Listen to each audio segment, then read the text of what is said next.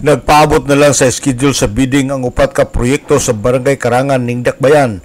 Ang maong mga proyekto ang road concreting sa Purok 4C, drainage canal sa Purok 5 going to Kalabayan, Purok Hall Pisto sa Purok 4C ug ang staircase sa Purok 2 sa Creek.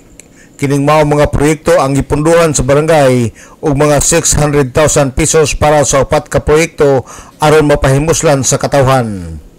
Matud pa ni Barangay Konsehal Marites Kagapi, chairman sa Committee on Infrastructure, for bidding na kining maong proyekto.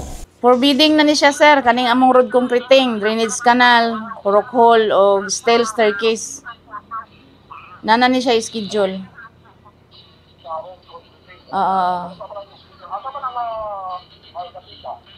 Ang kaning ato ang road concreting, sir, na ni sa Purok 4C.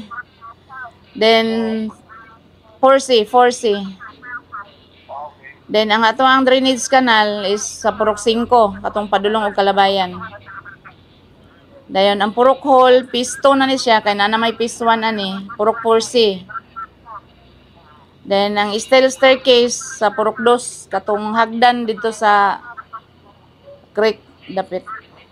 Si Konsehal Marites Kagapi sa Barangay Karangan.